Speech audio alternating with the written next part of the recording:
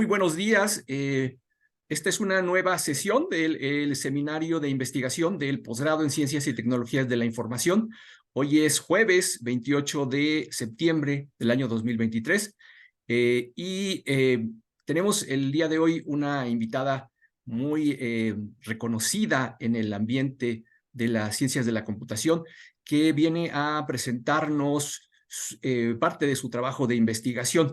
Ya he dicho en otras ocasiones que este trimestre, el posgrado, como sabrás, Genoveva, en la UAM, se desarrolla por trimestres y cada trimestre tiene, digamos, un objetivo diferente el seminario. En esta ocasión, a lo largo de esta temporada, hemos invitado a profesores, colegas, gente de la industria que no pertenece directamente a la UAM, pero con quienes queremos tener algún vínculo y que además enriquecen la forma de entender el trabajo en las ciencias y las tecnologías de la información. Y en ese sentido, pues nos da mucho gusto recibir a la doctora Genoveva Vargas Solar. Como ya es una costumbre, antes de cederle la palabra a nuestra invitada, voy a leer una breve semblanza de la doctora Vargas Solar. Y dice así: la doctora Genoveva Vargas Solar es investigadora principal del Consejo Francés de Investigación Científica, el famoso CNRS. Es miembro del grupo Bases de Datos del Laboratorio de Informática sobre la Imagen y los Sistemas de Información. Es miembro titular de la Academia Mexicana de la Computación. Su formación incluye 2 doctorados y 2 maestrías, respectivamente en Ciencias de la Computación y Literatura Comparada por la Universidad de Grenoble y varios certificados sobre estudios feministas y de género por la Universidad Nacional Autónoma de México. Genoveva Vargas Solar es responsable de Equidad de Género de la Comisión de Equidad de Género del Laboratorio LIRIS y de la Federación de Informática de Lyon. Representa el EDBT Endowment, que es una conferencia europea sobre bases de datos, en la iniciativa de Interconferencia sobre Bases de Datos, DNI. Es también miembro del grupo activista Tierra Común y participa en el proyecto europeo Gender STI como parte del grupo asociado del CNRS. Contribuye a la construcción de sistemas de gestión de bases de datos, ciencia de datos basada en servicios. Su objetivo es diseñar flujos de trabajo de ciencia de datos, nuevas consultas y servicios de promulgación guiados por objetivos de nivel de servicio. Su trabajo aborda principalmente las consultas de ciencia de datos que exploran grafos o que explotan grafos y propone metodologías de evaluación de consultas, algoritmos y herramientas para componer, instalar y ejecutar funciones de ciencia de datos en arquitecturas just-in-time o centros de datos desagregados. Lleva a cabo actividades de investigación fundamental y aplicada para abordar estos retos en diferentes arquitecturas como ARM, Raspberry, IoT, Cluster, Nube y HPC. Genoveva, es un honor, pero también es un gusto enorme tenerte con nosotros. Bienvenida. Muchas gracias. Es agradable regresar a la UAM a hablar con amigos. Entonces, estoy muy honrada en su invitación y muy contenta de ver caras amigas en la audiencia. Muchas gracias. Bueno, pues vamos a comenzar. El tema que voy a compartir con ustedes hoy es un tema que, digamos, más o menos reciente, que en realidad, de manera general, es pionero y prometedor, porque es una nueva alternativa a pensar en la afectación de recursos de ejecución a tareas que son normalmente comelonas, ¿no? Entonces, esta nueva forma de asignar recursos intenta optimizar no solo, claro, el uso de los recursos, pero aspectos como energía, aspectos como y aspectos económicos que surgen cuando hay modelos económicos asociados al consumo de los recursos. Entonces, en este caso, es esta idea de ver cómo ir más allá de los límites de modelos económicos en particular y modelos de consumo de recursos. Y por eso es prometedora y pionera. También se inscribe en una acción que se lleva a cabo en Europa y en otros países del sur global, claro, Europa es el norte global, sobre un intento de tener autosuficiencia tecnológica, en el sentido de imaginar nuevas formas de arquitecturar y de compartir recursos de cálculo que sean alternativas a los proveedores que vienen en general de Estados Unidos o de China o de países hegemónicos, digamos. Y finalmente, como es pionera, es prometedor y además intenta promover la autosuficiencia tecnológica, entonces es muy aventurera la situación y la idea es también, y esto incluye mi plática de hoy, es alertar a la comunidad en general para que se inscriban en acciones de este tipo e intentemos hacer ciencia muy interesante y además promover alternativas a la producción y a los productos comerciales que hay en este momento.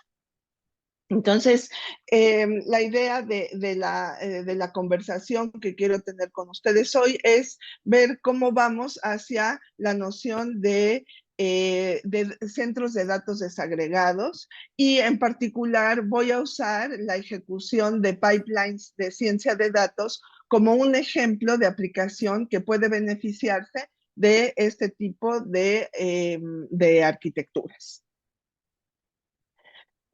Normalmente, digamos, en la tecnología actual y en particular cuando accedemos a arquitecturas de alto rendimiento y en general arquitecturas de tipo nube, pero puede haber otras, disponemos de un conjunto de provisión de recursos que forman un espectro.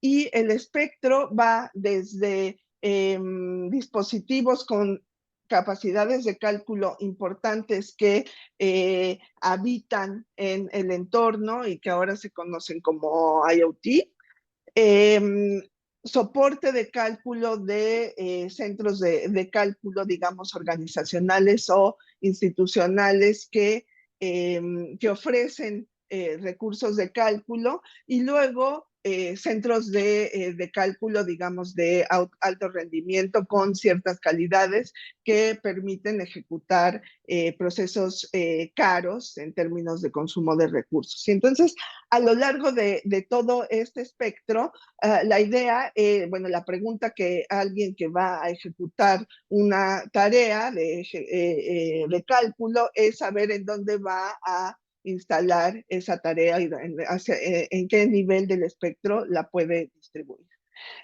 Lo que de manera general, lo que se tiene actualmente es que las soluciones en realidad son monolíticas en el sentido de que hay una capa de transparencia que podemos considerar sobre este espectro y que ofrece mecanismos de suscripción de manera a que quien programa y quiere ejecutar las ciertas tareas no está ampliamente consciente de dónde se van a instalar esas ejecuciones y esa capa de transparencia va a tomar decisiones.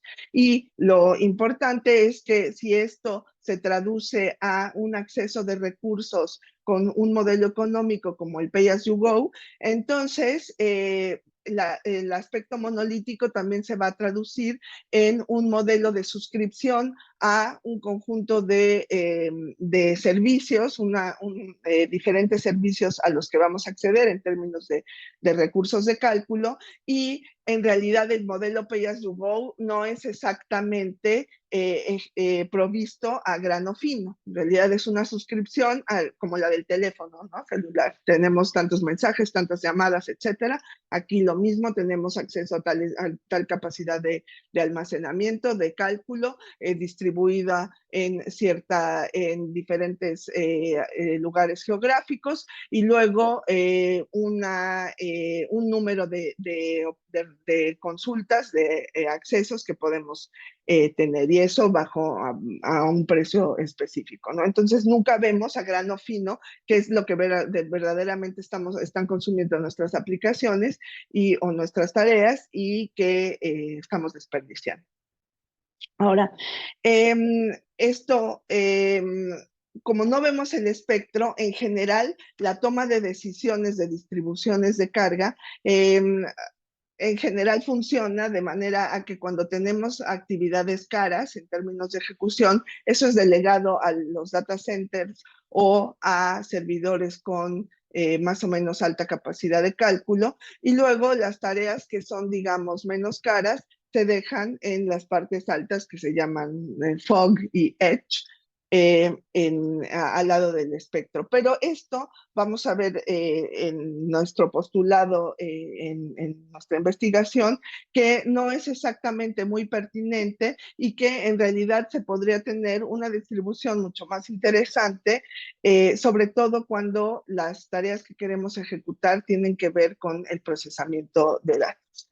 Entonces, la elasticidad que se promete al acceder a los diferentes puntos de este espectro se compromete, dada este conjunto de hipótesis predefinidas para el acceso a estos recursos.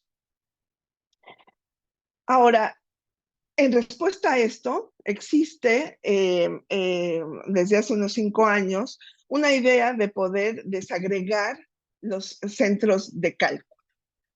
En realidad, el problema es que en el modelo que acabo de describir, la provisión de los recursos no es exactamente ágil cuando llegamos a escalas más o menos importantes, por un lado, y por otro, es muy difícil. Normalmente cuando queremos ejecutar un proceso caro, en términos de consumo de recursos, en realidad el proceso, nuestro interés, claro, es de performance, pero nuestras necesidades de performance no son las mismas en las diferentes etapas de la ejecución del proceso. En realidad tenemos diferentes objetivos de servicio dependiendo de los momentos de la ejecución de nuestras tareas. Y esto, cuando se provee con el modelo clásico, no permite tener un tuning fino de la distribución de los recursos. El problema es que, en particular, cuando proceso datos, este tipo de ecualización fina es muy importante para esperar tener buen desempeño en términos de producción de resultados. Entonces, la idea es que en lugar de tener un conjunto de recursos asociados una vez que yo solicito ejecutar una tarea, el principio es que va a haber un monitor de recursos, y dependiendo de la cantidad de recursos que voy a necesitar y el performance que yo quiero asegurar en las diferentes etapas de mi proceso, va a haber un backend que va a estar determinando cuáles son las características del hardware que mejor me conviene para alcanzar esos objetivos, y cómo se van a complementar con accesos a espacio de memoria y después accesos eventuales a disco, con la idea de que voy a aprovechar los niveles de cache asociados a la aplicación para poder jugar con la distribución de esos recursos. ¿Sí? Y la siguiente idea es que puedo disponer de recursos que no necesariamente están administrados por un centro de datos, y construir a la demanda un centro de datos que se adapte a los requerimientos particulares de una ejecución con respecto a un conjunto de Service Level Objectives. Entonces, esta es la idea. Seguramente, bueno, no sé cuál es la media de edad de la audiencia. Sé que mis colegas no son así muy jóvenes, entonces deben recordar que hace un tiempo la NASA quería ejecutar procesos y entonces tú te podías inscribir y decir, bueno, mi máquina o un servidor o etcétera está ociosa en cierto momento del día, entonces se podía ejecutar algún proceso sobre esa máquina que estaba ociosa. Y la idea era entonces aprovechar recursos de cálculo externos a la NASA, pero para contribuir entonces a procesar datos de astronomía. Bueno, esto que fue muy popular hace algunos años, se retoma como idea, pero está mucho más formalizado y entonces hay un conjunto de características y de estrategias que se consideran dependiendo del tipo de acciones, de actividades que se quieren realizar. Entonces se construye este principio de centros de datos desagregados. Ahora, resulta que si imagino que voy a personalizar el acceso al hardware, en realidad las capacidades de hardware para cada tarea que yo quiera ejecutar, entonces necesito tener una caracterización también muy fina de la tarea que quiero ejecutar y en términos de solicitud, claro, de recursos de cálculo, pero también en términos de los datos de entrada y salida que van a tenerse que manejar y de dónde van a estar estos datos y luego cómo se van a transmitir y hasta dónde se van a transmitir para que las siguientes etapas de mi tarea puedan ser ejecutadas. Entonces, de forma a especializar el problema de la construcción de centros de datos desagregados, en la investigación que nosotros realizamos, escogimos como cliente de primera clase los pipelines que se ejecutan ahora en el dominio de la ciencia de datos. Entonces, para asegurarme que todos estamos en la misma página y que usamos el mismo vocabulario, recuerden que un pipeline de ciencia de datos es un conjunto de tareas que se ejecutan de manera secuencial o paralela. Bueno, acá tengo especialistas en paralelismo en el sentido de ejecutar al mismo tiempo procesos. Después, adentro de los procesos pueden ser procesos paralelos, pero en términos del flujo de control, poder ejecutar tareas, digamos, de manera concurrente en realidad, ¿no? Entonces, y esas tareas, una característica particular es que el pipeline puede tener ciclos, ¿no? Y ser recurrente. Y dentro de este pipeline va a haber un grupo de tareas que van a encargarse de aspectos de exploración y preparación de datos, que van a usar operaciones clásicas que se usan en base de datos, selecciones, proyecciones, agregaciones, eh, organización multidimensional de datos para hacer comparaciones y hacer exploraciones multidimensionales, este tipo de tareas. Y luego va a haber otro conjunto de tareas donde a partir de un fraccionamiento de datos y una distribución de datos específica, van a usarse estos datos para entrenar modelos de inteligencia artificial.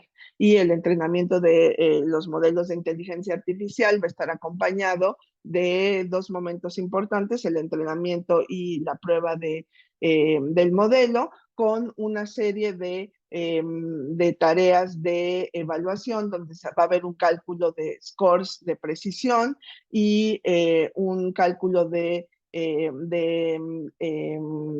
límite, bueno, de error, de grado de error, de precisión, para determinar si el modelo es adecuado y si no, reejecutar ese tipo de procesos o ir hasta el inicio del pipeline y ejecutarlo de nuevo. Entonces, ¿esto qué implica en términos de recursos? Bueno, esto implica que claro que necesito capacidad de almacenamiento en disco, pero esto también implica que necesito una enorme necesidad de provisión de memoria viva, porque no la parte de exploratoria, pero el segundo grupo de actividades que se realizan en un pipeline requieren en general, en los modelos de inteligencia artificial, requieren en general trabajar con datos en memoria viva, lo cual quiere decir que, claro, no voy a tener, o si puedo, sí, todos los datos, todo el tiempo en memoria viva, pero que voy a tener que trabajar entre el disco, el cache y la memoria viva para darle la ilusión al modelo de que dispone de todos los datos de manera continua. Y luego, además, resulta que yo produzco nuevos datos como resultado de esas operaciones. Entonces, necesito además asegurarme que a nivel memoria, cache o disco, tengo el espacio suficiente para mantener esos resultados intermedios de ejecución. Y si estoy diciendo que tengo ciclos, entonces tengo que mantener, es el problema de la ejecución de los ciclos que ustedes conocen bien, pues entonces, nada más que a grado más grande, entonces tengo que mantener la secuencia y la trazabilidad de los diferentes estados de ejecución de manera a que yo pueda decidir hasta dónde voy a recuperar la ejecución de mi pipeline y cómo voy a reejecutarlo hasta que decida que he convergido. Entonces, como ven, tengo el ejemplo donde en diferentes momentos voy a necesitar diferentes capacidades de cálculo de cache, de memoria viva y de disco. Y entonces, actualmente ustedes saben que para el cálculo y sobre todo ahora con la moda de la inteligencia artificial, entonces disponemos de hardware que permite acelerar procesos costosos, ¿no? A condición de que paralelicemos correctamente.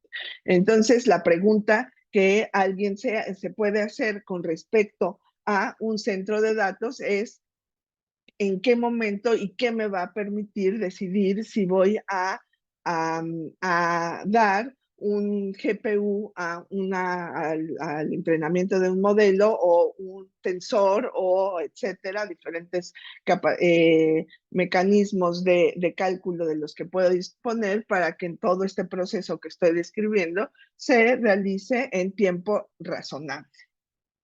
Podremos eventualmente discutir qué significa razonable.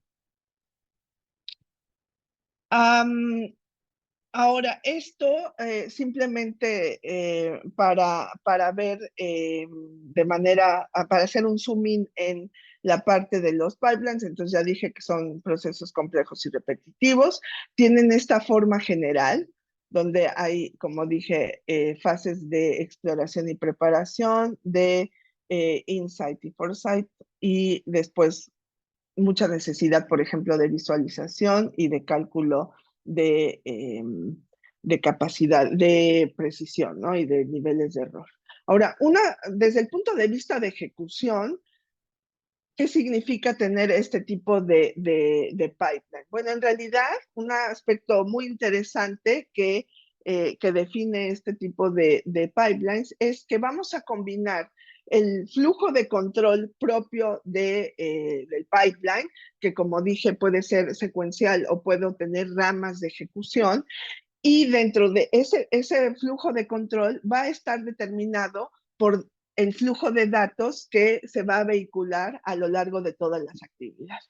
Entonces, tengo estos dos flujos para los cuales tengo que disponer de recursos y que tienen diferentes objetivos de servicio que el data center tiene que asegurar. Entonces, eso es, digamos, el elemento de entrada hacia el problema que debo resolver en términos de cómo voy a organizar ahora mi centro de datos para que pueda ejecutarse esto de manera adecuada con respecto, como dije, a una especificación de SLOs, ¿no? Service Level Objectives. Ahora, una vez más, bueno, partimos de toda la inmensidad de aplicaciones, luego dijimos, ok, vamos a interesarnos en aplicaciones que sean centradas en datos y entonces ver cuáles son las características y las necesidades en términos de recursos, pero esto sigue siendo sumamente amplio. Entonces, mi equipo en Lyon es un equipo de base de datos que trabaja con grafos. Entonces, lo que hicimos es interesarnos en pipelines de ciencia de datos, pero que trabajan con grafos. Los grafos son interesantes por o al menos dos o tres aspectos. Esto creo que está animado, ¿no? El primero es que eso lo aprendimos en allá en nuestros cursos fundamentales de computación. Los grafos son caros computacionalmente. El procesamiento de los grafos es caro computacionalmente hablando. Y si ahora pienso que los grafos que voy a tratar pueden crecer de manera importante, entonces tengo un problema interesante de consumo de recursos y de tareas que van a ser comelonas de recursos. Entonces, eh, esto es un primer elemento interesante que justifica, además del hecho de que en mi equipo trabajemos con grafos, que propone un problema, digamos, una killer application para la idea de distribución de recursos en centros desagregados. Luego están los aspectos de comunicación. Ustedes se acuerdan que por ejemplo, un problema interesante, perdón, es esto, partir los grafos, ¿no? Entonces, si voy a estar en un ambiente distribuido, debo tener estrategias de distribución, de particionamiento de grafos, ¿no? ¿Y eso qué quiere decir cuando trabajamos de manera distribuida? Que necesito interesarme en el volumen de comunicación que voy a tener, si estoy diciendo que necesito respetar las restricciones que me define un flujo de datos. Entonces, ese es otro problema interesante y luego está claro el tiempo de cálculo, que si hablo de una provisión de recursos asociada a un modelo económico, esto también me interesa porque entre más tiempo de cálculo consuma, más elevo el costo de la ejecución de mi proceso, el costo económico o de energía, etc. Entonces, esto propone un contexto adecuado para nuestro trabajo.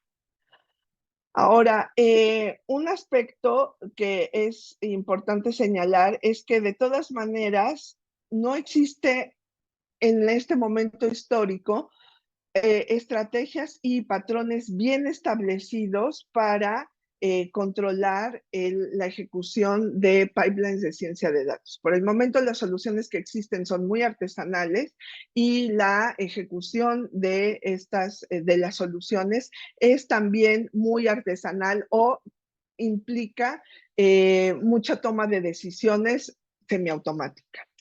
Entonces, eso también justifica, digamos, el interés de razonar en términos de esta provisión de recursos. No importa en realidad si vamos a trabajar de manera desagregada o de manera clásica monolítica, pero de todas maneras es importante caracterizar estos aspectos y en general modelar.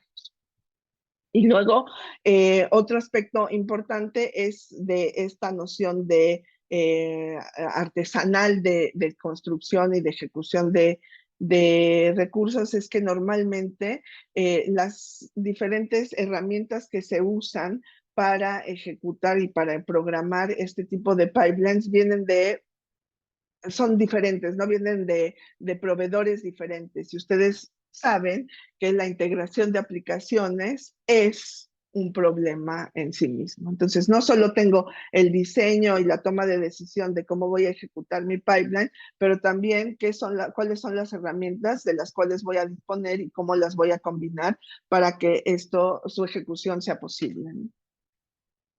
Entonces, si hablamos, por ejemplo, en términos del cloud, tendríamos la provisión de los recursos de infraestructura y luego la provisión de recursos de plataforma, ¿no? Se tiene que jugar con ambos. O sea, la pregunta es, qué herramientas de plataforma voy a ejecutar en el voy a instalar en el data center, de manera a que pueda yo distribuir las tareas en los diferentes mecanismos de cálculo, ¿no?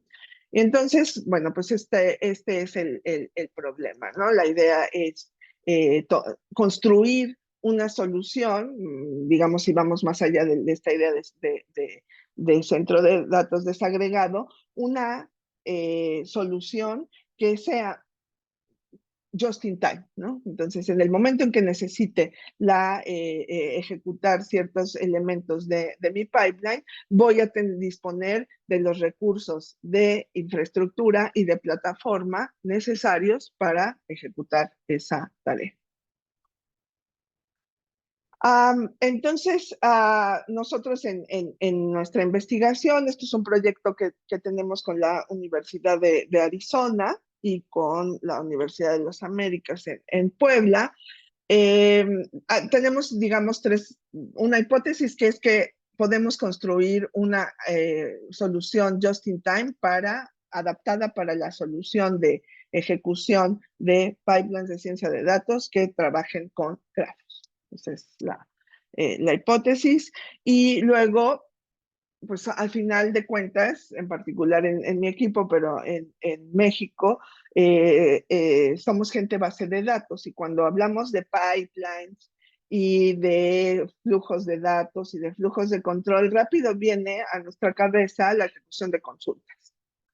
Entonces, no queremos nuestra aproximación, una aproximación donde vamos a considerar que es posible escribir los pipelines de ciencia de datos como un plan de ejecución de consulta, y que ese plan de ejecución de consultas va a ser un ciudadano de primera clase sobre el cual vamos a poder analizar en el tiempo de ejecución para poder organizar esa ejecución con respecto a los recursos de cálculo que necesitamos. Ahora, ¿qué necesito para esto? Bueno, primero tengo que tener mecanismos y forma de poder estimar el consumo de los recursos.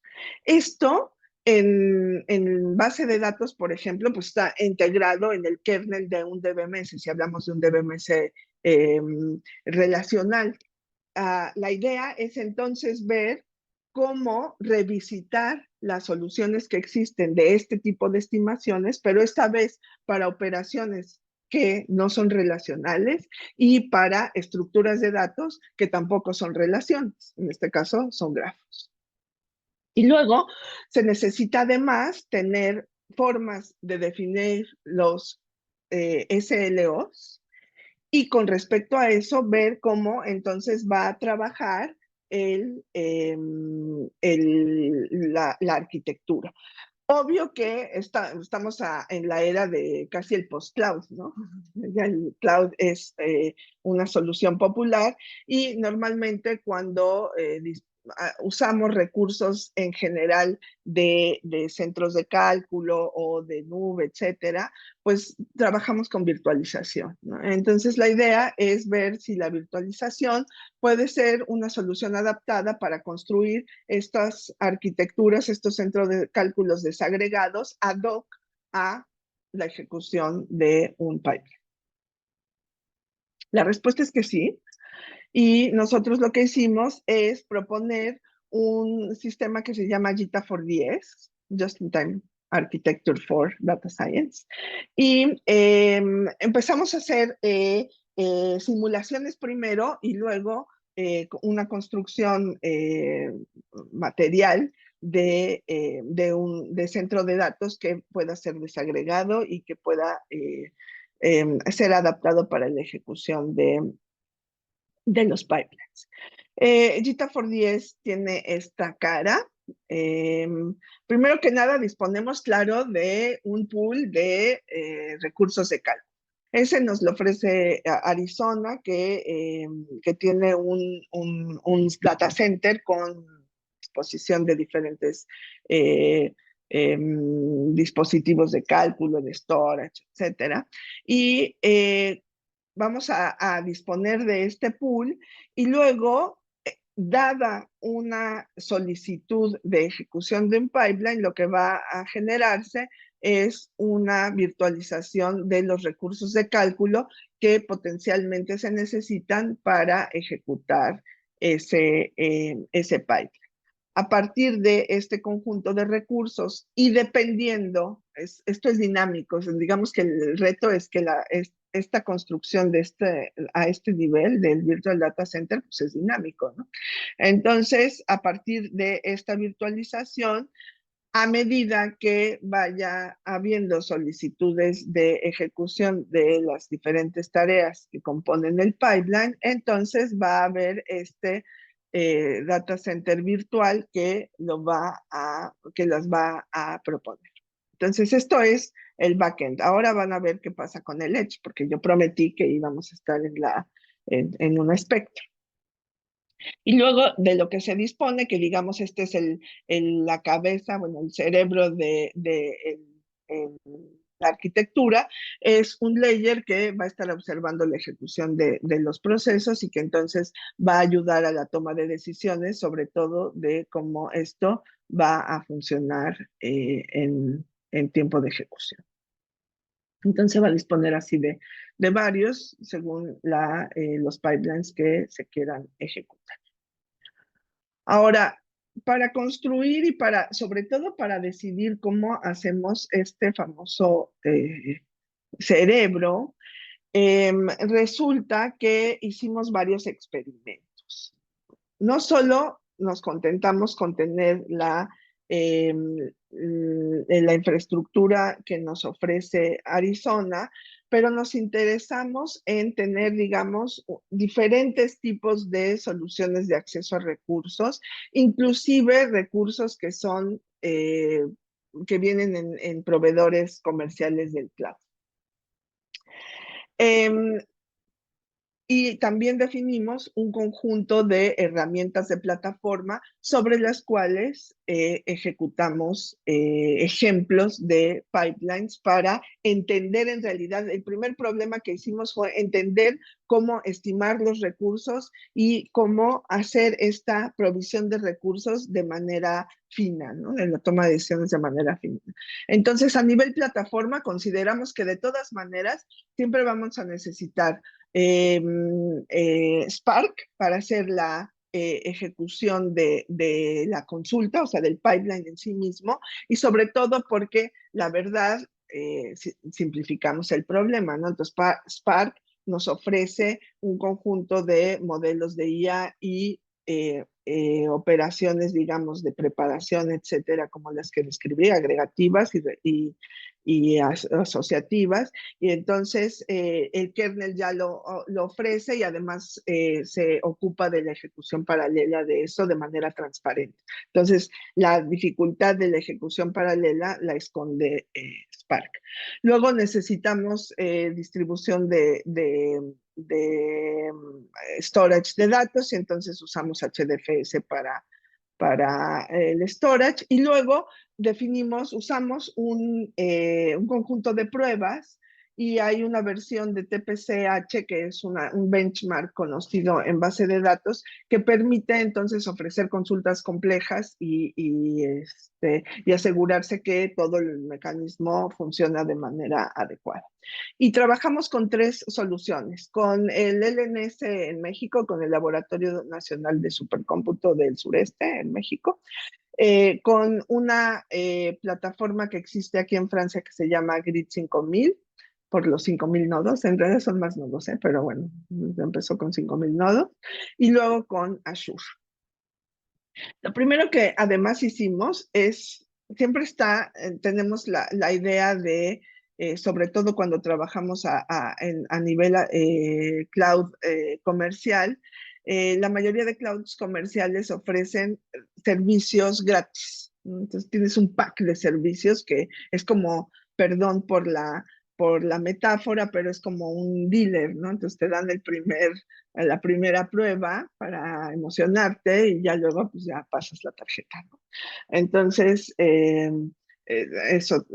usamos las diferentes packs de servicios físicos e intentamos ver hasta qué punto podíamos ejecutar los pipelines de manera dinámica y teniendo una distribución de recursos, digamos, muy mínima, pero sí lográbamos tener SLOs para considerar eso, porque de todas maneras podrías observar cuál es tu consumo de recursos y qué recursos tienes en estos free trials, ¿no? Entonces eso, lo que obtuvimos en realidad es un conjunto de resultados estadísticos que nos permitieron ver el comportamiento de los pipelines usando TPCH para poder hacer un modelo en realidad de costo. Luego pasamos a, digamos, a otro nivel. Normalmente cuando hicimos TPCH son consultas clásicas, no son consultas que tienen modelos asociados. Y entonces lo que hicimos fue ir a explorar verdaderamente esta historia de los grafos, ¿no? Y lo que hicimos es usar Wikidata para definir flujos de datos que pudieran analizar y verdaderamente responder a preguntas de modelado, de predicción en estos grafos. Lo que hicimos fue usar Wikidata y analizar la historia queer, sobre todo porque normalmente en la historia de datos bueno, de comunidades que no son ampliamente representadas, entonces la exploración sobre todo del grafo resulta un reto interesante. ¿Okay? Y entonces definimos diferentes pipelines con diferente asociación de recursos para poder ver, siempre con la idea de modelar el consumo de los recursos en diferentes arquitecturas.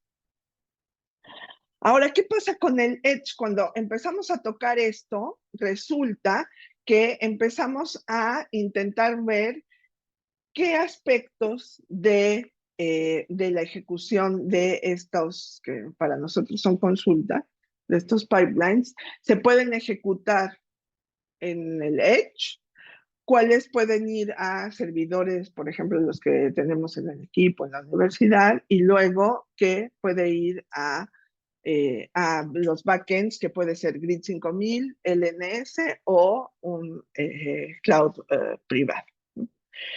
Y entonces, si abrimos la parte Edge de GTAP 410, en realidad lo que vamos a tener es esta arquitectura abstracta, ¿no? Entonces, pues acá vamos a disponer, así como tenemos aquí el pool de recursos de hardware, bueno, del data center, pues aquí vamos a tener farms de IoT, ¿no? De diferentes capacidades y que van a estar produciendo datos. Y luego vamos a tener mecanismos que están recibiendo los datos que se producen a este nivel del IoT, sobre, por ejemplo, servidores a nivel FOG o sobre dispositivos que tengan buena capacidad de cálculo. Y está el pipeline que al principio va a estar definido a nivel Edge y que va a combinar diferentes operadores que tienen diferentes características. Entonces aquí vemos los operadores clásicos de filtrado, que son versiones para el relacional, pero para grafos. Tenemos operaciones estadísticas y luego tenemos operaciones de machine learning, ¿no? Y todos estos operadores, entonces hay que ejecutarlos al principio, cuando se crea la representación de la consulta, estamos en el Edge y poco a poco, al interactuar con el Virtual Data Center, entonces van a ir bajando o no hacia niveles que tienen un poco de más capacidad de cálculo. Ahora, cuando consideramos esto, una pregunta interesante es que cuando tengo este tipo de operadores estadísticos o filtrado, digamos que tengo un perfil en términos de consumo de memoria, tiempo de ejecución muy bien definido, ¿no? Porque este tipo de algoritmos están bien perfilados en esos términos. Cuando tengo operadores de inteligencia artificial, no es que no sepamos la complejidad del algoritmo de Cummings o algo así, pero el problema es que las ejecuciones, no, a lo mejor no en Cummings, pero bueno, en Cummings de todas maneras tenemos que calibrar parámetros, ¿no? Entonces, este calibrado de parámetros hasta que convergemos impide determinar a ciencia cierta cuáles son sus necesidades de cálculo y además impide tener estadísticas precisas de su comportamiento, aunque tengamos varios ejemplos de ejecución. Entonces, una cosa que hicimos fue de todas maneras identificar, claro, usar soluciones, perfiles existentes de los costos de los perfiles, ¿no? De diferentes algoritmos y en particular usamos 6 familias de algoritmos que se aplican al análisis de grafos. ¿No? Entonces ya saben, ¿no? Eso seguro que lo aprendieron cuando eran muy jóvenes. Y entonces hay la búsqueda de caminos, hay la centralidad, la detección de comunidades. Embeddings es un poquito más moderno la cosa, similaridad y la predicción de links, ¿no? Entonces, para cada uno se tienen perfiles y esos perfiles nos permiten ver cómo tomar la decisión justamente de distribuir la carga y de asociar recursos. Ahora, pero esto es un perfil, digamos, teórico, ¿no? Pero luego necesitábamos un perfil práctico, ¿no? Experimental. Entonces, lo que hicimos fue que, no sé si son muy versados en soluciones de machine learning, etcétera, pero hay una solución en Azure que se llama Machine Learning Studio. Y en el famoso Machine Learning Studio funciona como una especie de Stack Overflow, pero para Data Science. Y hay muchos ejemplos de proyectos que son pipelines y se mantiene los logs de ejecución de esos ejemplos. Entonces lo que hicimos es, ahí sí de manera manual, recoger 250 pipelines de los logs de ejecución y analizarlos para ver justamente esta problemática de consumo de recursos por los pipelines. Y luego lo que hicimos fue construirnos verdaderamente, porque lo anterior fue simulación, ¿no? Construimos verdaderamente un GTAFOR10 y entonces vimos la ejecución, reproducimos la ejecución de esos pipelines para identificar diferentes patrones de ejecución y de necesidades de consumo de los recursos. Y claro, comparándolos con este perfil, digamos, teórico que se conoce de manera formal. La cosa funciona de la siguiente manera. Entonces, partimos este es un ejemplo de un workflow o pipeline de ciencia de datos que viene de Azure, ¿no? Entonces, siempre son asociados al procesamiento de grafos. Todo pipeline está asociado a un Service Level Objective, ¿ok? Entonces, qué tanto de recursos estoy dispuesta a consumir, a qué precio y a qué costo energético eh, puedo responder.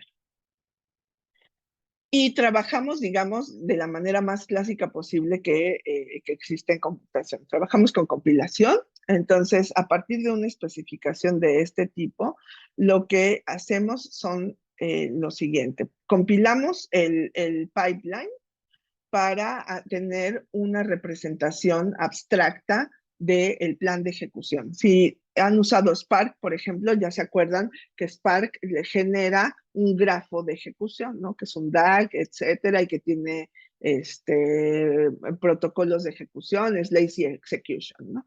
Bueno, nosotros también generamos un grafo de ejecución o sea, no confundir con el grafo que vamos a procesar, pero es este grafo de ejecución que organiza las tareas y le asociamos, lo adornamos con un conjunto de restricciones que resultan de la especificación, de compilar la especificación del SLO.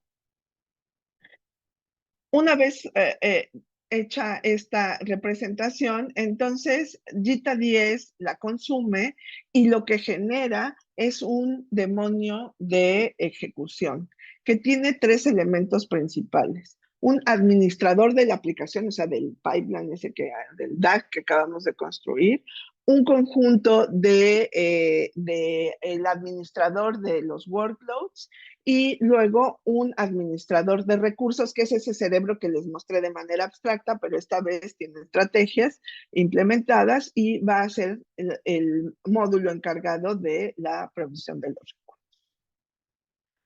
Y luego si lo abrimos, tiene esta cara. Okay, entonces hay un frontend y un backend.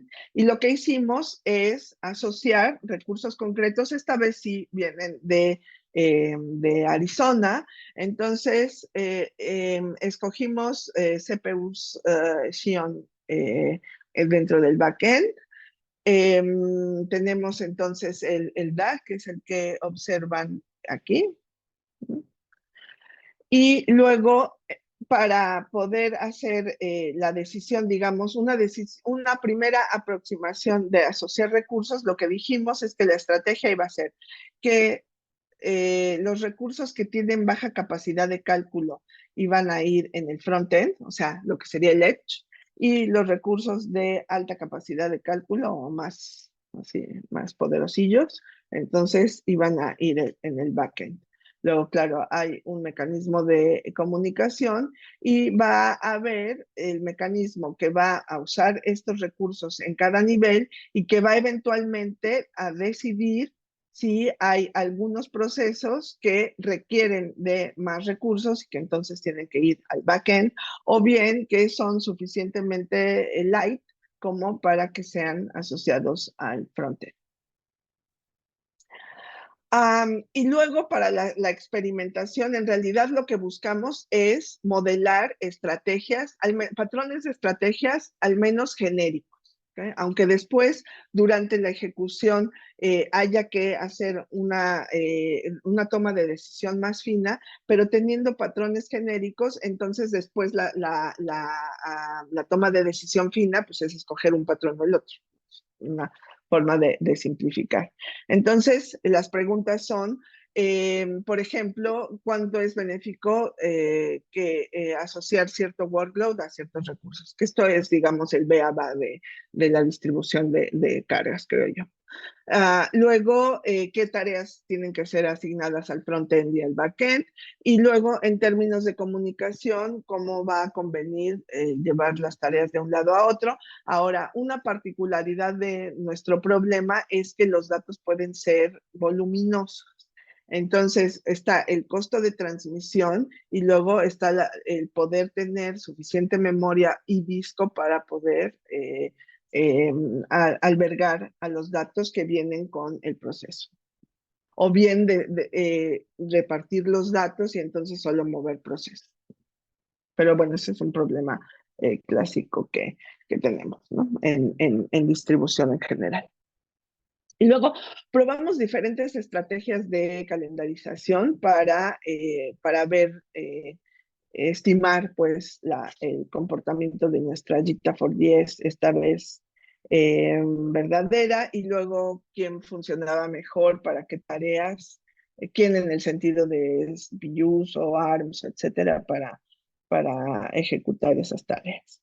Y lo que hicimos es tener por cada workflow que definimos de los esos 250, teníamos 100 instancias del workload para, déjenme picarle una cosa aquí del Zoom. Bueno, a ver, la voy a dejar. Y nada, entonces después empezamos a ver las diferentes políticas de calendarización y entonces buscar cuáles eran las condiciones en que se ejecutaban mejor nuestros pipelines, ¿no? Los workflows y luego sus diferentes versiones, de manera efectivamente identificar. En realidad lo que buscamos es tener como una simplificación de la toma de decisiones, entonces tener como reglas básicas de distribución de las tareas y de los recursos, y ya en el caso de que haya algo muy particular, entonces tener algún algoritmo, tenemos un algoritmo de asociación que entonces permite a tratar casos, digamos, más específicos. Luego, claro, no voy a tardarme acá en contarles las gráficas, etcétera, pero bueno, entonces lo que producimos es identificar cuáles son las políticas de calendarización que implican el menor costo de ejecución y que tienen la media de asignación de recursos más pequeña, ¿no? Digamos, buscamos un óptimo, pero no lo trabajamos aún como un problema de optimización. En realidad es un problema de optimización, pero en el momento en que estamos en el proyecto no lo hemos abordado de esa manera. Es en realidad una aproximación experimental con estimación de estadísticas e indicadores que nos dan una idea de cuáles son las mejores condiciones para ejecutar nuestros workloads, ¿no? Ahora, ciertas conclusiones a las que llegamos. Bueno, primero queríamos, en términos de tiempo de ejecución, cómo hacer la ida y venida de las cargas para tener mejor performance de ejecución. Entonces, en realidad, en el backend se inicia, es mejor iniciar la ejecución en el backend. Una vez que está ya ejecutándose, entonces ir enviando elementos al frontend, ¿no? Entonces, en la versión que presenté, digamos, de manera abstracta, dije, ok, bueno, pues vamos a suponer que en el Edge comenzamos la historia de la ejecución. En realidad, en el Edge iniciamos la especificación de la ejecución, compilamos y luego verdaderamente inicia la ejecución en el backend y ya empezamos a movernos hacia el fog o hacia el edge dependiendo del estado de ejecución. Luego, bueno, la pregunta es si el front-end reduce el tiempo de ejecución. En realidad, en ciertas condiciones. Nuestro problema es que manejamos grafos y que los grafos, aunque no tengan muchos nodos, si están muy conectados con el tipo de operaciones que realizamos, pueden ser de todas maneras muy caros. Entonces, o nunca llegan al edge, o empiezan en el edge y van a ir pronto al backend.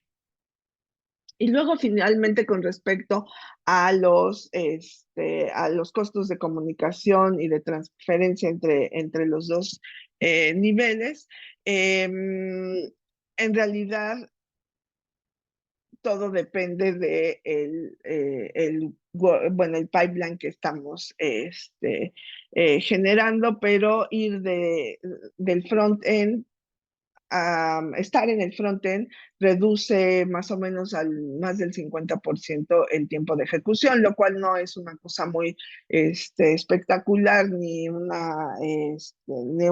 hallazgo increíble, porque pues claro, tenemos más recursos en el backend y pues bueno, eso siempre mejora el tiempo de ejecución. Ahora, para concluir, y que tengamos tiempo de conversar, si es que verdaderamente tenemos tiempo. Bueno, los resultados es que tenemos GTAP410, entonces digamos que es relativamente humanamente posible construir una solución que permita tener una arquitectura just in time.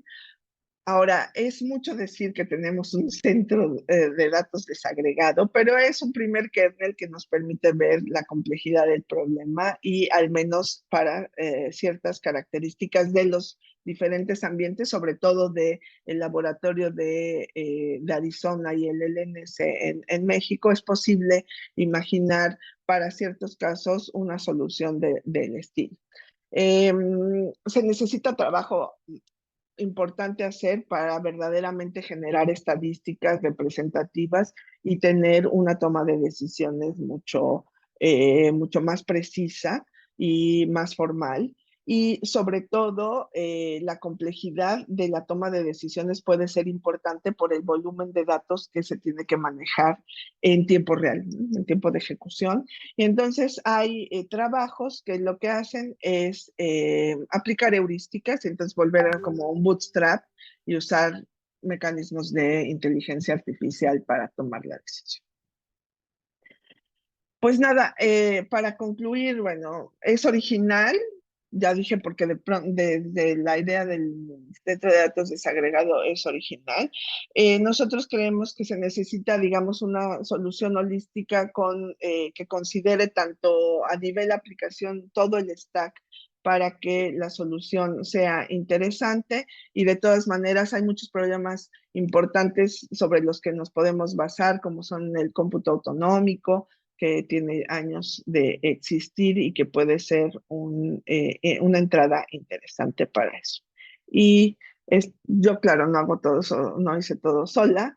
Estos son mis colaboradores, profesores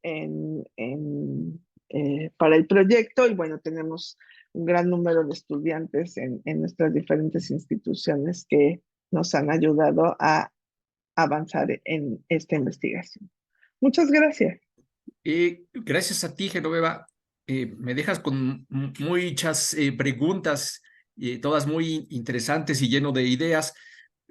Pero tal vez antes de aprovechar el hecho de que estoy a cargo del seminario y sería un tanto abusivo de mi parte comenzar con las preguntas, aprovechando que por aquí están varios de mis colegas que además son conocidos tuyos.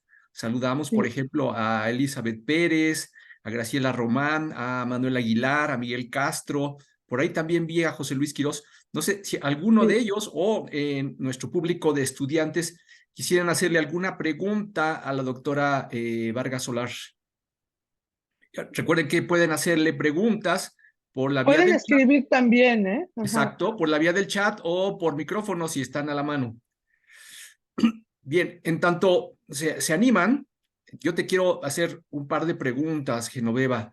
Yo creo que corrígeme por favor, pero creo que un reto cuando estás desagregando un centro de datos es la heterogeneidad, ¿no es cierto? Sí, sí, la heterogeneidad de hardware en general es un problema que agregas a algo que normalmente cuando tienes una solución ya predeterminada, pues no debes de gestionar, ¿no? Claro, Entonces, o sea, las características físicas del hardware esta vez vuelven a ser importantes. claro, Ahora, vista tu edad y la mía, yo creo que,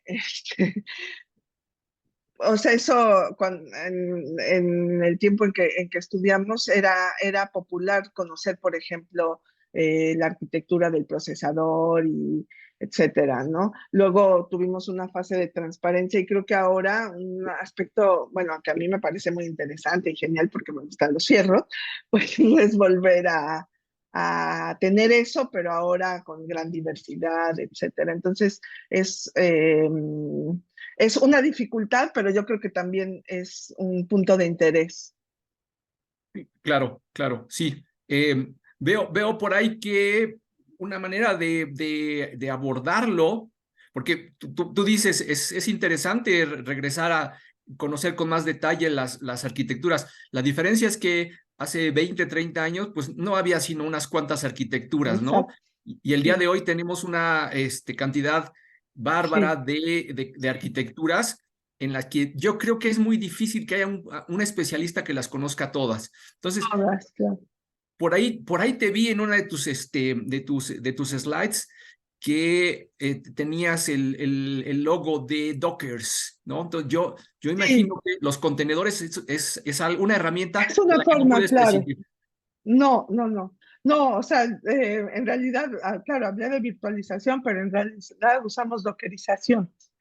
Y eso al final facilita mucho eh, bueno, poder resolver, digamos, el control que tienes sobre el tipo de hardware que vas a usar. Ahora, bueno, nosotros trabajamos en un mundo académico, aunque el LNS sea nacional o en Arizona también tengan un gran centro de datos, a final de cuentas, el tipo de hardware que podemos usar para los experimentos está un poco más limitado.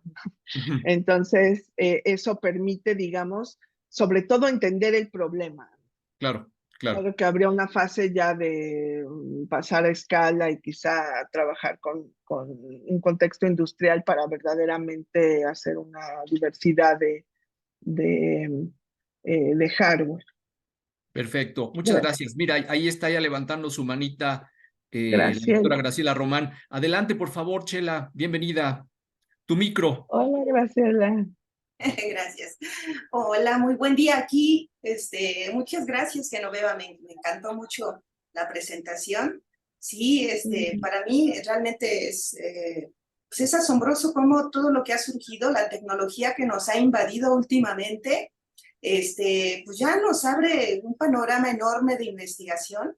Ahorita con lo que es, pues, todo esto de la ciencia de datos, del cómputo en la nube, grandes retos, ¿no? Del gran volumen de datos que existen.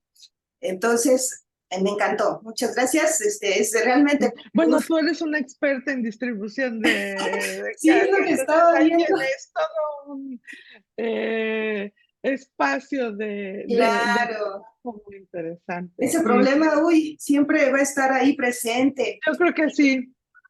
Yo estaba viendo entonces que, bueno, tú te referías un poco al Internet de las cosas, al IoT, Ujú, que ujú, es también ujú.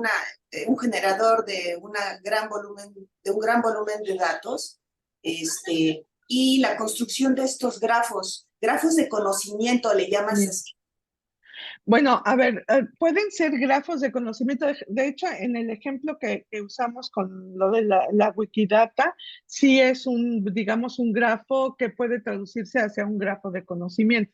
De hecho, nuestros pipelines, el objetivo es generar un grafo de conocimientos, aunque para nuestros procesos son grafos de propiedades. O sea, digamos, es un punto de vista más matemático y menos semántico, ¿no? De los grafos. Y, por ejemplo, ¿tienen alguna aplicación en particular con la que ya han trabajado o han obtenido resultados o ahorita van más de parte del modelado?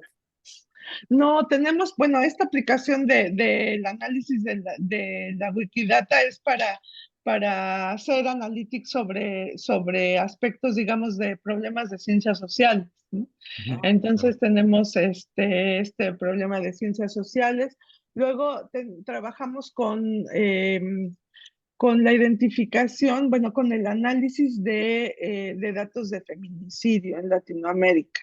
Y ahí la idea es intentar construir grafos que permitan entender la forma en que la violencia se desarrolla y, bueno, los tipos de crímenes, ¿no? que hay. Entonces, eso, digamos, es otro tipo digamos, de ejemplo de problemas aplicativos que usamos como ejemplo para después tratar, digamos, aspectos más de hardware y de sistema, ¿no?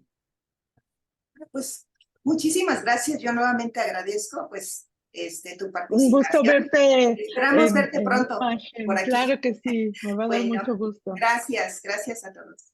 Gracias a ti, Chela. Manuel, adelante, doctor Manuel Aguilar. Muchas gracias, Genoveva. Un Hola, gusto siempre Manuel. verte. Sí, siempre es un placer Yo tenía una vernos. pregunta. ¿Tienen como una estructura genérica para ver a dónde mandan una aplicación, dependiendo del análisis que se hace de la aplicación? Ujú.